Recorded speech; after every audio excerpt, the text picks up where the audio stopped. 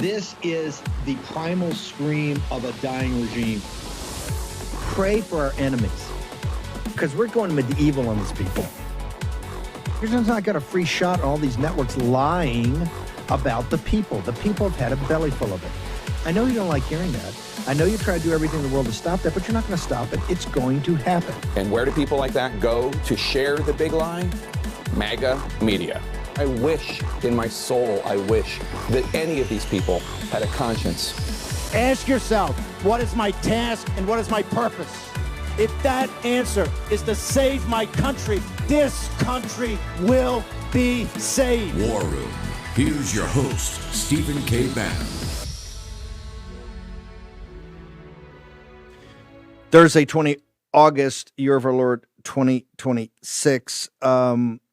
Metaxas, I think we're trying to get Metaxas late in this hour to talk about, as they started the show off, talk about Republic ending the British invasion of the 32,000 combat troops on Staten Island that were about to move.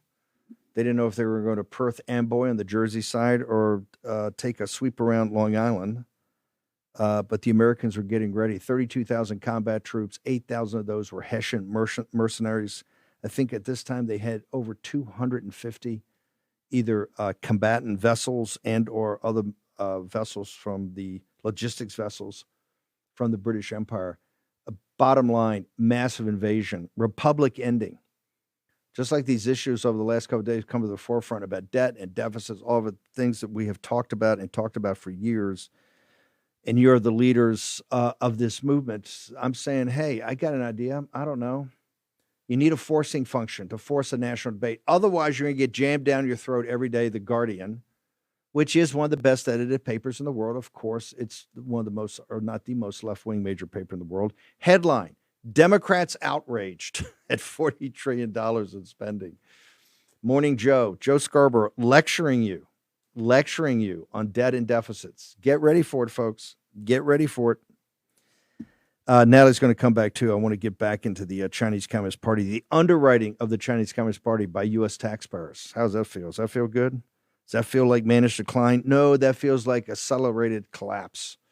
We'll get back to Natalie in a moment. Kobe, I need you in here. And Kobe's a chapter. Such a great job. 845 Worm free. No obligation. Already saved the worm up over $1 million. But most importantly, it gets you into a program of Medicare that is the right program for you, the right plan for you. Kobe, what these changes that are happening right now, particularly, and this gets back to trying to close the deficit. Part of this is the Trump administration is quite rightly saying, hey, look, we got to go back and get all those things that were done during the COVID era, and we got to start canceling those programs because we can't underwrite everybody like it's the COVID era. Times have definitely changed. So explain to us what's going on and what's the solution. That's exactly right, Steve. So the administration recently paused or canceled Biden-era subsidies that were put in place for the Part D prescription program. The implication of that is there will likely be slightly higher copays and premiums for individuals in Part D if they don't switch and optimize their plan. Some other changes that have happened over the past couple of weeks, one of the large insurance carriers, Humana, recently announced that they'll be withdrawing their plans from 600,000 members on their plans. And so it's so important for people to make sure that they're optimizing their coverage and looking to make sure they're on the right plan coming into this enrollment period. And if we take a step back, as you said, to the inflationary components and the massive spend that we have, especially in healthcare and in Medicare, one of the big initiatives that we at Chapter try to do is to take costs out of the system by making sure people are on the right plan for their needs, in partnership with a lot of what CMS is doing to fight fraud.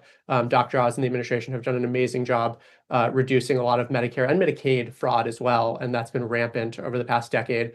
And we're starting to see some of those efforts really take effect and save a lot of money. But for you as an individual, for the posse, the most important thing is making sure that you have the right plan for your needs. You're not paying more than you should. You're getting the prescriptions you need at the lowest possible cost. And that's what we do every day. So we encourage people to call 845 War Room. It's entirely free. You can get a plan that is right for your needs without having to worry about biases and incentives that are inherent in this, what is otherwise a pretty sometimes unscrupulous market. So 845 War Room. It's totally free. We're here to help. And Hold this is it. part of the. Hold it. Yeah, go ahead. Stop. You're too nice a guy. Sometimes unscrupulous. There's $100 billion at stake, bro. These guys see it. They're good. What do you mean sometimes unscrupulous? It's totally unscrupulous. This is the reason you got in the business. Give me a minute on that. I appreciate it. Yeah, I try to be professional when I'm on camera, but I appreciate the call out. Yeah, a lot of the Medicare advisors, most Medicare advisors really in this country are really not putting their consumers first. They are heavily incentivized by pushing plans that pay them more, and that's really inherent to their entire business models. At Chapter, we've set up our entire business to really be the antidote to that. We look at every single option. We are blinded to the economics, and our Medicare advisors never put people into a plan that's not right for their needs. They don't even know how much a plan may pay Chapter. And so in that way, we really focus on just what's best for the consumer. And it takes a lot of work. It's really hard from a technology and a data perspective and an operational perspective to pull that off, which is part of why other people don't do it. But we've been able to build this business in this way, and it's allowed us to save the posse a lot of money. Well, the feedback's tremendous. Kobe, 845 War Room. Thank you for doing this. Thank you for setting the company and all the great reps you've got that deal with the interface with people. People love it. So thank you so much. Appreciate you, sir. Thanks for having me, Steve. What a gentleman. Sometimes unscrupulous. No, when there's $100 billion of cash money out there to grab, folks are going to be grabbing. And they're going to be putting you in the wrong plan. That's why you got to make these decisions on your own with full information. So Natalie G. Winters, I'm going to get to Phillip Patrick in a minute. Natalie G. Winters, I want to go back to this because you've just recently had announcement as the Trump administration goes through trying to get their arms around spending, but most importantly about exactly what people are working on. They're cutting programs, particularly some of these research programs. There's been an announcement, I think, over the last 60 days that American citizens, now most of these have Chinese or Indian names when you read the list. I'm just saying that's a matter of fact. Are saying, oh no, we're going to go to China, we're going to work at Chinese universities, or we're going to be underwritten by Chinese. This comes after decades of where the United States has been underwriting the Chinese Communist Party in this, of research that they take immediately and work on their weapons programs against the United States. Make all this make sense to us, ma'am. Well, as much as people are mocking Darlene Graham for not knowing anything about national security, I would probably apply that same standard to most people in Congress because they're funding this. And frankly, most Pentagon predecessors have okayed this. I like to get granular because I think you can see it with the facts themselves. So I put up a Twitter thread, Denver, if you want to roll it, you can while I talk. But I identified dozens of people. And like you said, Steve, all of these people that I can't even pronounce the names, yet they're getting, maybe we should apply the Maha standard. Like if you can't pronounce it, you don't eat it. If you can't pronounce it, you don't give it millions of taxpayer dollars from, I don't know, the US Army or DARPA or the Navy. But these are people who for years, of course, because they were attached to a United States university or college, got funding from the Army, from the Navy, from DARPA, from some form of a Pentagon, procured or utilized research grant, and literally sometimes within the same year, if not the year prior, so concurrently, go back to China and are working on the same exact thing. So one individual, for example, and by the way, there are dozens of these that I've put up. Forever, there's thousands, but this is one individual, Jinling Gao, 2017 to 2022. He's at Purdue. He's participating in 2 U.S. Army projects involving protective textiles and detecting damage inside reinforced materials. So basically, uniforms, stuff like that. In April 22, so after he graduates, literally goes back that year, joins the Nanjing University of Aeronautics and Astronautics, where there he's working on the exact same stuff at the Chinese Naval Equipment Institute, a quote, protective structure project, where he lists now from 2022, since then to 2024, he's literally been working on a Chinese Central Military Commission project involving, quote, high performance woven materials, the exact same thing we were funding him to do research on. Take another person, for example, Hai-Tao Xu. At Northwestern from 2016 to 2018, he was a core member of a $6 million Pentagon project designed to uncover sophisticated hackers hiding inside major computer networks. Let me guess, they were probably all Chinese. Now he's at Zhejiang University, where he's participating in a similar hacking program for the Chinese Central Military Commission. Hang Lee, 2010 to 2017. He's at George Washington University, where he's working on a U.S. Army and Pentagon program for rapidly identifying chemical and biological threats. That sounds like a really good idea in light of COVID. Then he goes, and after, this is millions of dollars. Just a few years later, he goes back to China, joins the U.S. blacklisted Beijing Institute of Technology, where he's working on the same exact type of research, but doing it for the PLA. Steve, I could give you dozens and dozens, hundreds of examples. These are just particularly egregious because the year overlap. I could read you my whole thread. I won't waste your time. You should go read it on Twitter. But this is just part of the problem. Then you have the actual Americans, the names that I can pronounce, who, because of the pipelines that have been established of people like this, right, the, basically disintegration of the Chinese wall, no pun intended, that used to exist between our science infrastructure and theirs, they're basically like forward deploying over to China. And all of a sudden you see people, whether they're former Pentagon researchers or in the academic complex. I'm sure everyone remembers, Dr. Stephen Lieber or whatever at Harvard, Lieberman, who now is just working in China on a new lab. But all of these people, the Americans who have even more research, they're not just grant recipients, are then going over and lecturing, and in some cases taking up full-on fellowships. One individual that I exposed yesterday who was funded by DARPA and the Army and I believe the Navy, his resume literally lists that his goal is to, quote, break America's technology blockade on weapons tech, right? These people, they're not PLA combatants after they graduate. I know our university system is very radicalizing, but they're PLA combatants when they get here. And we fundamentally misunderstand how the PRC views science and technology. Take Xi Jinping's words, not mine, right? High tech, advanced tech is a weapon. It's a weapon of the future, and it's something that they have dedicated since at least 2015, basically their entire society to. And we are subsidizing the researchers who are literally now working for their Central Military Commission. I don't see the inverse of that happening. And if the Faucis of the world, right, those types want to say, oh, this is how we prevent war because of the Thucydides trap, we just need to shut up and fund them. It's like, what demonstrable benefit have we gotten from any of this? Oh, this is all a covert program designed to get him. Okay, sure. No, it's not. The Chinese Communist Party, every day they build more ships in a day than we do in 2 years. Who do you think's subsidizing that? And they took all of our labor away. And real quick, Steve, to the point of the VA, this is a 9-figure scandal. Over $676 million worth of VA-funded research that was either giving Chinese military researchers access to American veterans' data to do God knows what with, or in some cases, you look at these actual studies, and you can't pull a Fauci here, but you see VA money funding studies that are being done by Chinese researchers that are literally working for the PLA. I don't know how you can square that. Our foremost enemy that one day we will likely meet kinetically, they already are here coming in through our open border, and we're giving them access to veterans' data, VA, which can barely be funded, people can barely get help, yet we can find $670 million to fund the PLA with. I mean, this kind of stuff is absurd. And then it all comes back because the media is compromised, so they won't report on it. The top generals are compromised, so they won't report on it. The congressional staffers, all the way up to their bosses, are, compromised, so they're going to fund this stuff. And this is how you get this institutionalized, systemic, and just problem that you can't fix. I mean, you can if you call it out, but because the system, they've created it such that it will never get exposed. This is not managed decline. This is accelerated collapse. Stick around, Natalie. I got to play Hannity from last night.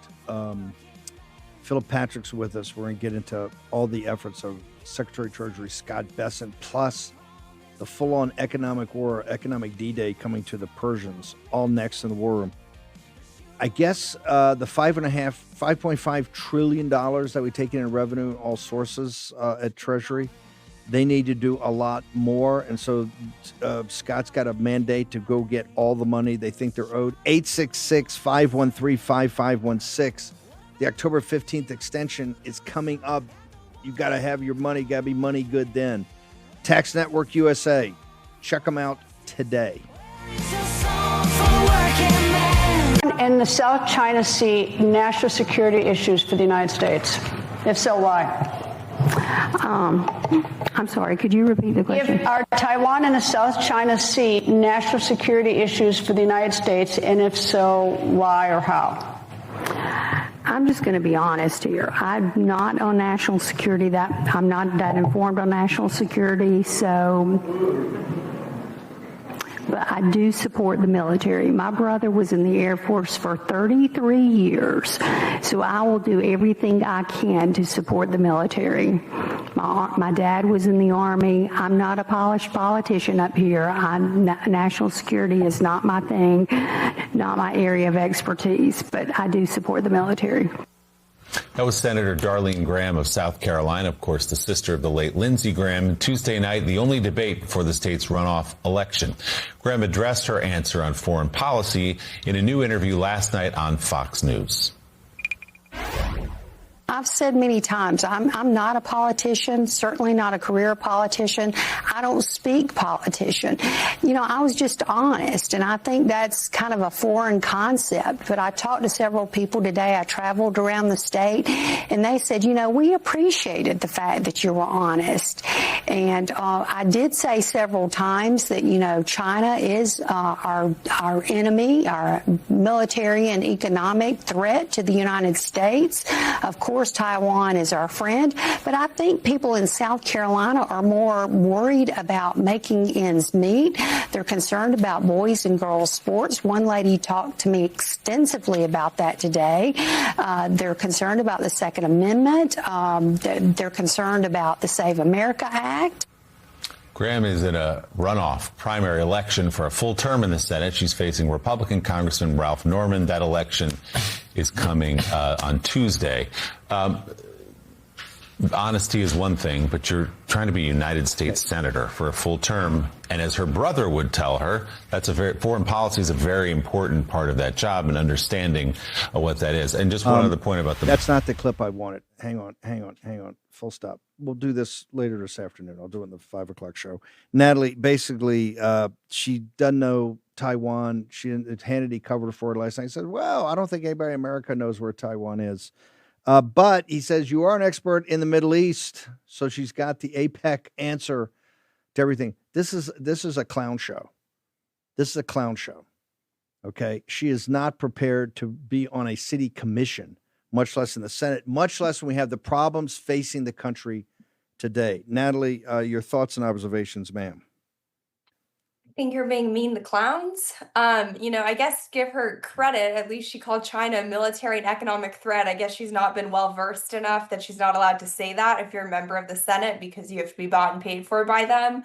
But I really think shame on Sean Hannity, first and foremost, because he's taking our line, which is that if Democrats cannot put something on a map, then we probably shouldn't fund it. But now he's using that to defend inferior candidates and basically justify that we should just fund military expansionism abroad. So I don't like that cultural appropriation. Also, Sean, the Warren Posse can most definitely put Taiwan on a map, can find it, and probably even knows all about their semiconductors, their fabs, and stuff like that. I think it's probably easier to find than Fox News' justification for another never-ending, forever Middle East war. But it's just a clown show. Like, why can't we just have serious leaders? People like that are how the Chinese Communist Party runs circles over us to the point where we're literally funding their military. Her brother probably supported it. She's just too dumb to, know that it's going on. But you think Xi Jinping is feared by that? No, she probably wouldn't even be a janitor in the CCP. No, but Natalie, this gets to your point, the most important point, what underlies all this. It went from managed decline, right? Now it's accelerated because because the elites in this country won't address the problems. And this is why in this time, for the great state of South Carolina, you've got so many patriots there. It's the railhead of so much of MAGA that, this is just embarrassing, and it's embarrassing on a global scale. the spending that you go through and look at it every day, is the Congress, because right now the CR, folks, when you talk about the CR and kicking the can down the road, when they get back past September 30th and we get to December, and that's when we're going to handle it. We're not going to get an omnibus. We're really going to take care of spending then. This is all Biden and Pelosi spending. We really haven't made any cuts at all. Every time Russ Vought goes to the president puts forth one of these rescission bills, it gets rejected by the Senate. Oh, it's $5 billion. Well, we can't do that because it's USAID programs. We certainly can't do that. Your thoughts about how spending is at the heart is what's burying us. Well, it's Biden and Pelosi spending, but at what point is it Republican spending, right? They've okayed and continued this for so long. And I think the point of these stories that we're talking about, it's not like we're funding programs for like actual Americans where we're seeing a high ROI. We're paying off basically a violent class of people, illegal and legal otherwise, subsidizing them and placating them through copious amounts of welfare, a healthcare system that literally doesn't work. Your former guest is being way too euphemistic to describe that. And from a national defense perspective, I am so sick and tired. Sometimes it's why I hesitate from wanting to even do China reporting, where you see these, neocon war hawk, anti-China Republicans co-opt the China issue. The only reason why being anti-China is purportedly bipartisan is because it's the best justification to expand the defense budget. And look, I would actually like to have a defense department that can counter the Chinese Communist Party. There are ways to do that. When you look at the parity dollar per dollar spending, our dollar goes like 1/10 of the way a dollar in China goes because it's being routed through primes that don't do anything. You're paying off this person, that person. It's the military industrial complex. But people use the China threat as an excuse to just inflate budgets. And we see basically no ROI to the point where it takes us, 3 years to build one single Tomahawk. Meanwhile, China's building multiple a day. So for all this spending, steelman the argument, Steve, right? For all the spending that we're told, even then, it's not enough. It's not enough to counter China. But when you look at the reality, right, where the rubber meets the road, the gap between, as you would say, the bit and the ass, none of this ever materializes. Even the steelman version of how they talk so tough on China. I'm so tired of the House Select Committee on China writing letters and writing statements and putting out tweets, basically lifting investigative reporting about CCP ties from other institutions. You have the power to do something about it. So do something about it. You're continuing to fund it. You're not scaring these people by sending them a letter.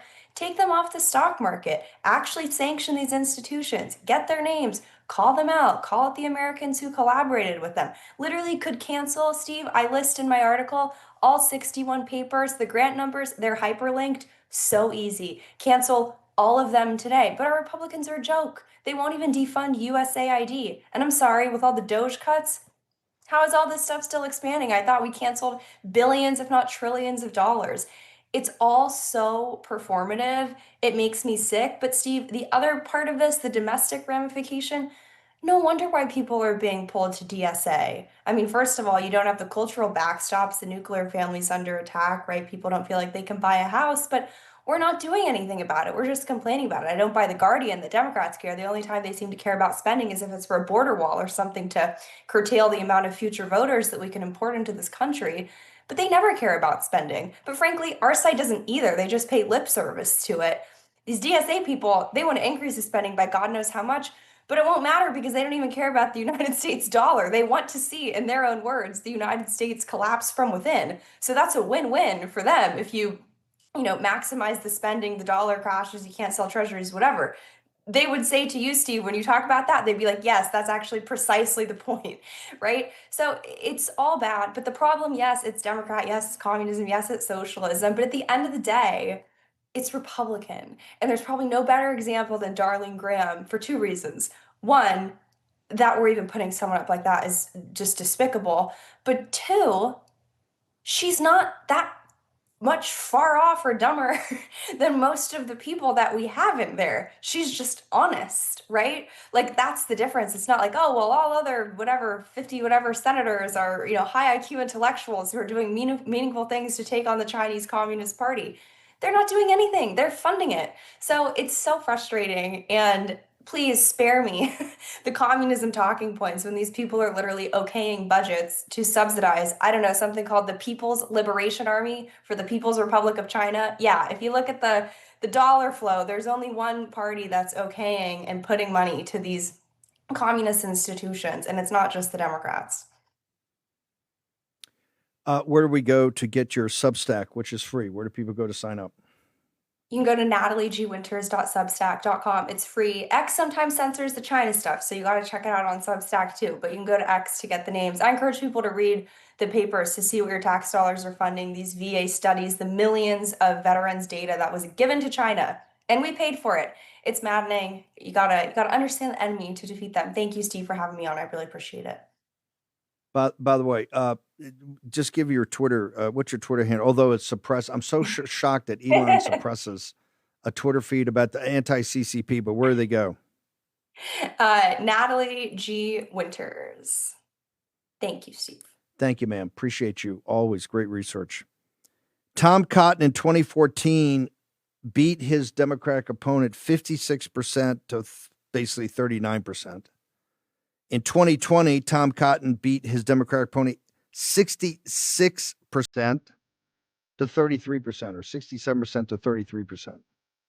Those are massive wins that you would anticipate the good folks in Arkansas. Right now, there's a poll out. I haven't gone through the depths of the poll from a university down there that his Democratic opponent Haley Schaffner, is within the margin of error up on Tom Cotton.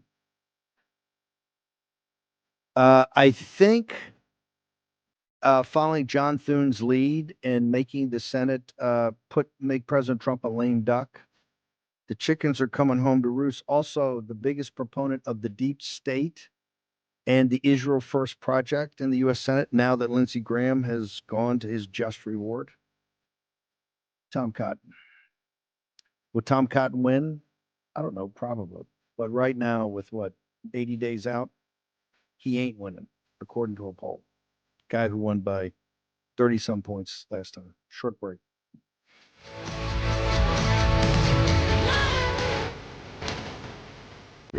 Here's your host, Stephen K. Bannon. Okay. Artificial intelligence, the data centers. I'm going to break down also Bessent's thing today at 5 o'clock. Just bear with me.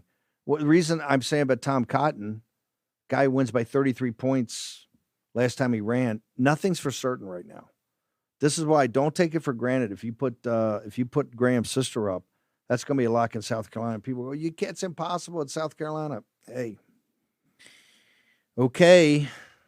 Look who you got as a Democratic nominee in Michigan. He's up today in a poll from Susquehanna by 7.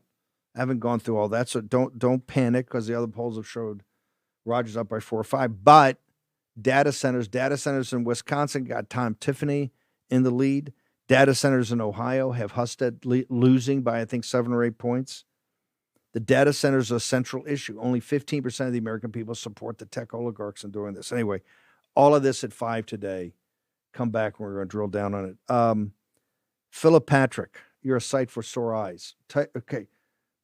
The Treasury Secretary, Scott Bessent, who you know, he was a contributor with you here for years. He's doing extraordinary measures. We're going to get to why he's doing it, but just give us the overall macro. The debt, the deficit took us 200 years to get to $1 trillion. It took us 90 days to add the last trillion. Sir, as you've warned us about, your thoughts about all this? It's getting to the point where it's unsolvable, certainly without very extreme measures. But you mentioned it's $40 trillion of debt. The problem is we're adding $1 trillion now to that debt every 5 months.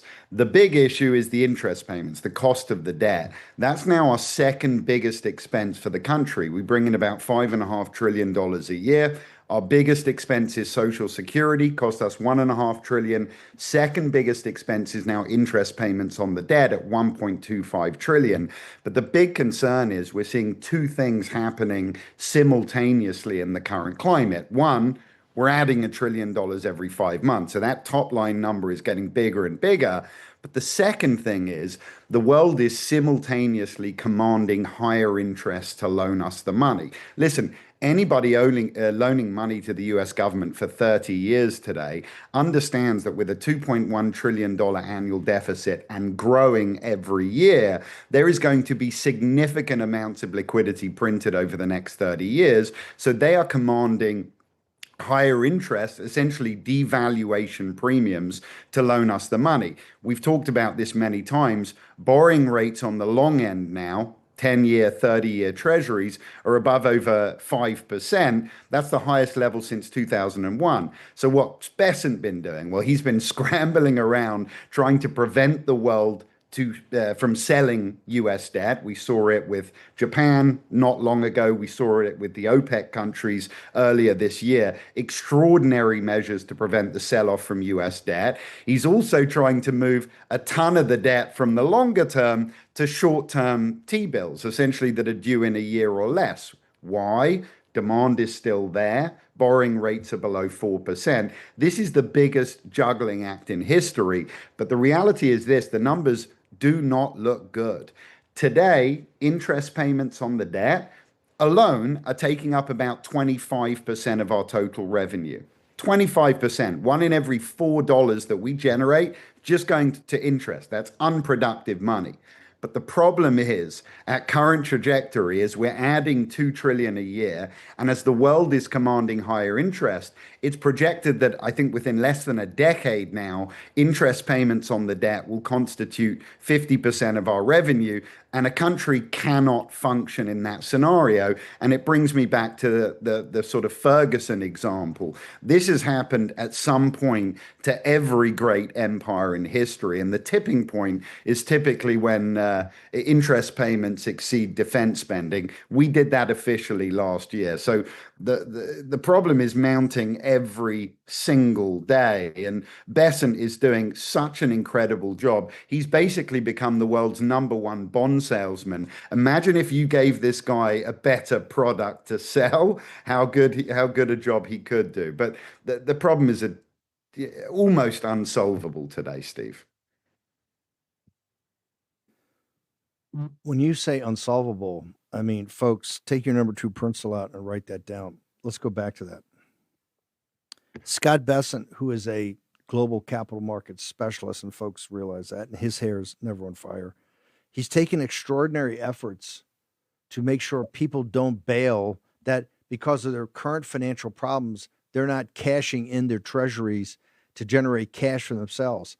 This is why he intervened in the Japanese bond market. This is why he gave a basically, I guess, a lifeline to UAE at the beginning of the war, in the first couple of months of the war.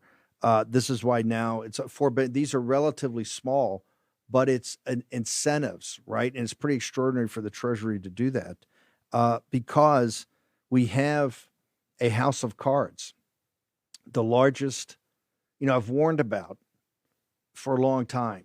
The global margin call. We have $300 trillion of debt in every aspect throughout the world. And, my fear is you have a global margin call.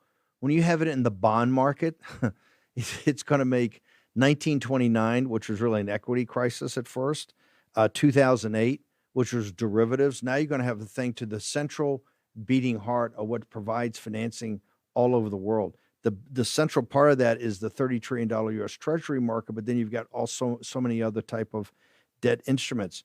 We are playing with fire. And now we have to come up with what Scott is doing, and correct me if I'm wrong here, because he's trying to figure out how to deal with an emergency that doesn't become a crisis, correct? But we have to get down to more basic solutions here. Scott's juggling. He's like juggling knives right now, okay? And hoping one doesn't cut his hand or fall. But that's not the solution. That's just these are all stopgap measures. Am I correct on that, Phillip Patrick? Yeah, he's buying us time, right? And he's doing an incredibly good job of buying us time. The problem is, where are the solutions, right? You can raise taxes and essentially increase the amount of revenue coming in. That can come through economic boom and GDP growth as well. You can curb spending, which there doesn't appear to be any political will to do. Or ultimately, and sadly, the longer this goes on, and particularly as we watch the politics unfold. Sadly, the third option is the central bank steps in and essentially creates a climate of financial repression where they have to keep interest rates artificially low and ultimately inflate the value of the debt away. The problem is savers like us, Americans, hardworking Americans, we're the ones that ultimately foot that bill. So outside of growth, and it would need to be exponential growth, there isn't really a soft way out of this where we don't end up footing. The big beautiful bill was a bet on we're going to grow, or at least we're going to grow ahead of this to stay ahead of it, like on a treadmill. That was coming to fruition before the Persian War, the Iranian War, and we have to face that. That's just a fact. That's a demonstrable fact. Whether you can grow your way out of not today with the turbulence in the global energy markets, et cetera, and the increased interest rates for everybody, suppressing growth because that's essentially redirecting capital, right, from more productive means into paying interest and all this. I don't want to bury the lead here. I want to go back, take your number 2 pencil out and write down financial repression, new concept that you got to understand, because the more that this starts to look like the Weimar Republic, right, you have to understand what came after. Because, folks, as I predicted in 2008, in 2009, when I made the film Generation Zero, you're going to have a populist reaction to the bailouts of 2008. And guess what? We got a populist reaction. President Trump. I also warned for years that the future of the country's politics is populism. On one side, you're going to have Mamdani and Mangione. Okay? That's a revolutionary Marxist jihadist, and their solution is spend it all. Let's cause a crisis. We'll step in and take it over. The other is populist nationalism. But we have to have a solution to this. Part of it is you have to have a massive cut in federal spending. Part of that is you can't have a global empire all over hell's half acre paying for when nobody else is helping you.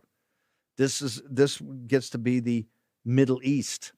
It's one of the reasons we spent, $9 trillion already in failed wars over there. We should have learned the lesson of hemispheric defense, the Central Pacific, the Three Island Chain, confront the Chinese Communist Party, and Bob's your uncle.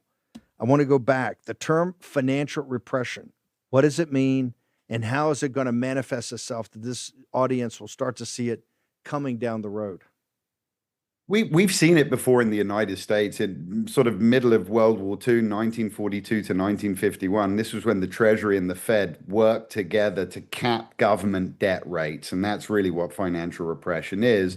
Essentially, back then we had this enormous wartime burden. So rather than allowing the free markets to dictate longer term interest rate, we actively managed the price of money. And let's say, inflation's running at 5%, they'll cap the interest rate on bonds at, let's say, 3%. So technically they haven't defaulted on debt, right?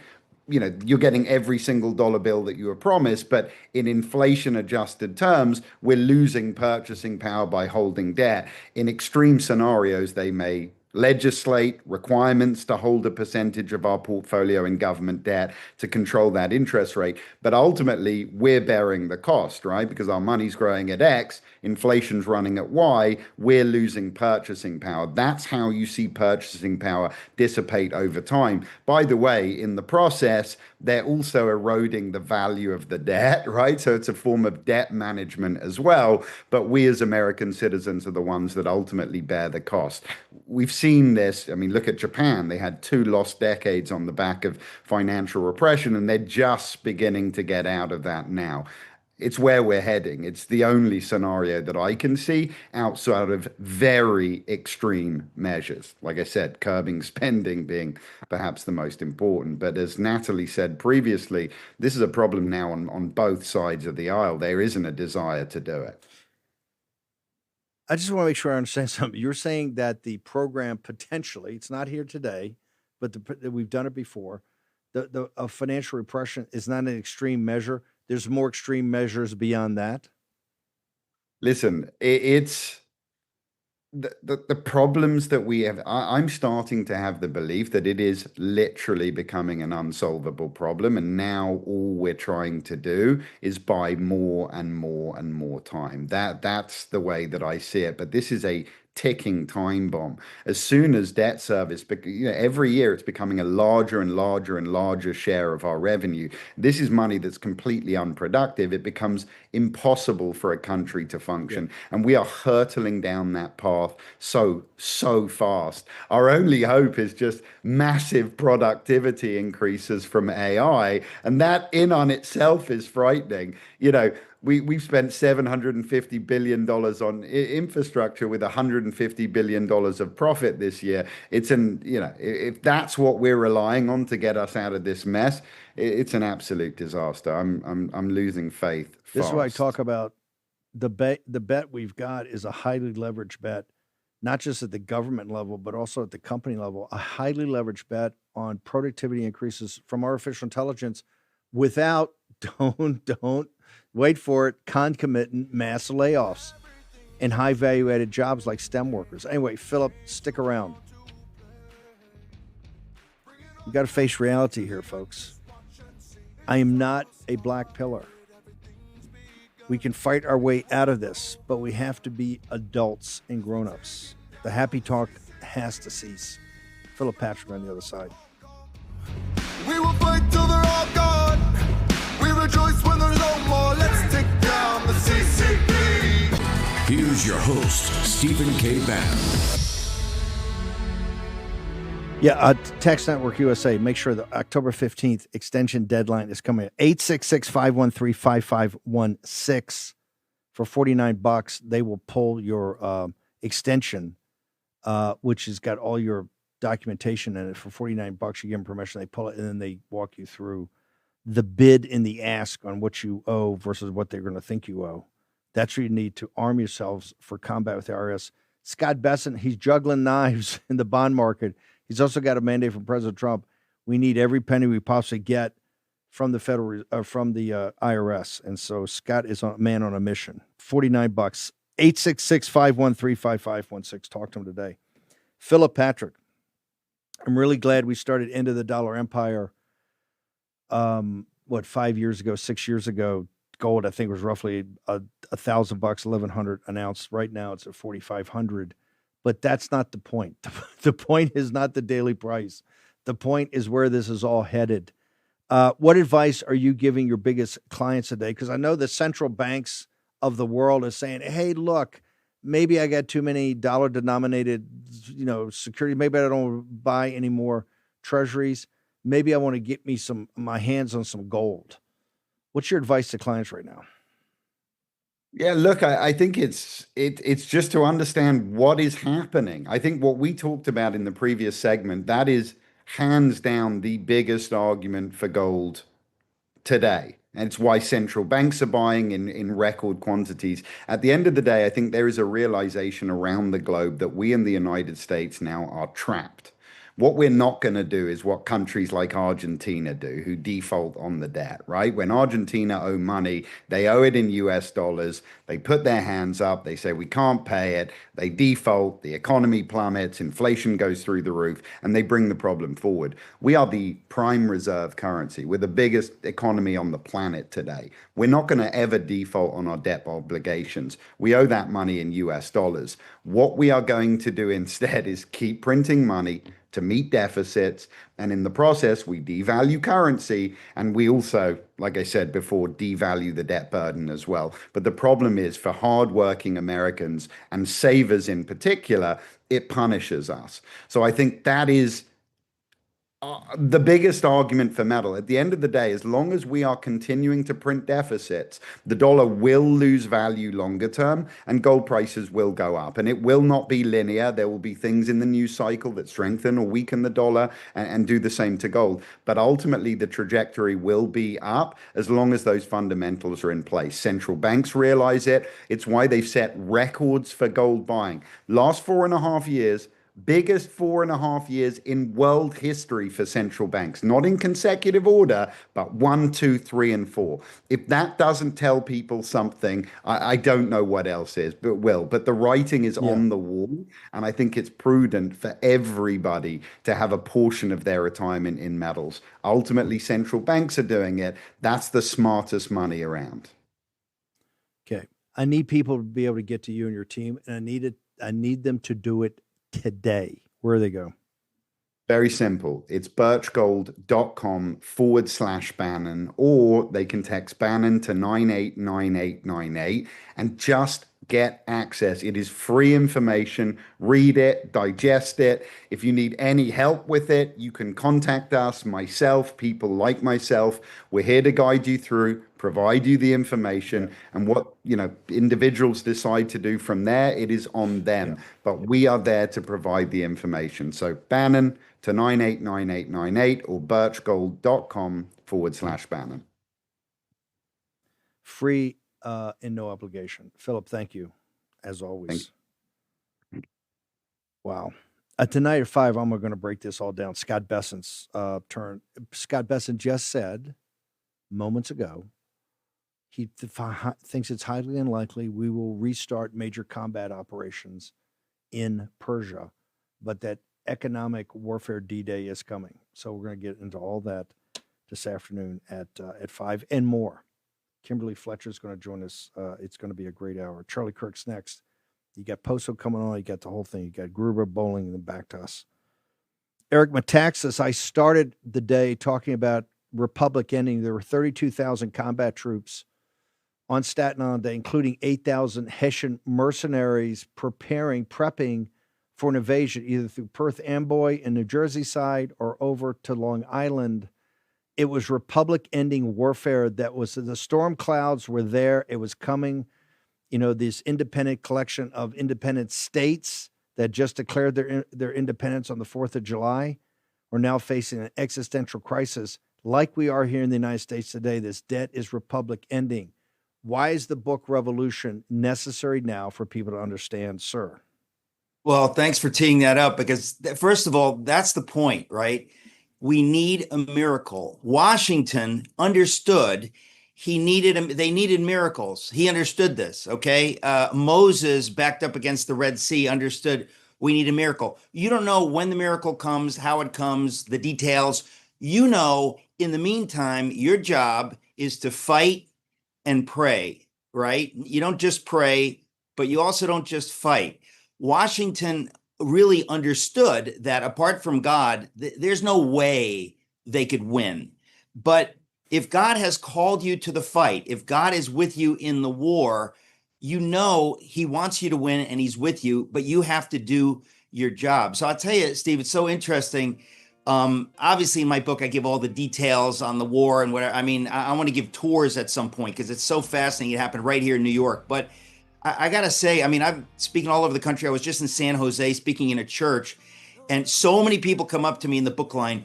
Thank you for being on War Room. I'm so glad Steve has you on War Room. I go, do you go to this church? No, but we heard you were going to be here, so we're here this morning. The reason I'm saying this, other than that it's just fun, you cannot separate the war we're in from the God of the Bible. In other words, there's one thing, we're going to talk about debt. We're going to talk about that. We all have to know about that, and we have to fight on every single front, and that's what you do on this program. But one other front, which you also talk about, and I'm talking about it now, is spiritually, people need to turn their hearts to God. We would have never come to the American Revolution if not for the revival spawned by George Whitefield's evangelical preaching up and down the 13 colonies, where people turn their hearts to Jesus. When you turn your heart to Jesus, something happens. The fire comes into you. Whereas before you're like, I don't know, what do we do? You're a black pillar. Now you know with God all things are possible. I think we have to say that. People need to understand there's something to get excited about in the midst of the war. Eric, we got a heart out. The book's one more week in the New York Times bestseller list. Go to Amazon.com. The book is Revolution. Look forward to having you back on tomorrow. Eric Metaxas, Charlie Kirk's next. We're back at 5. Check us out.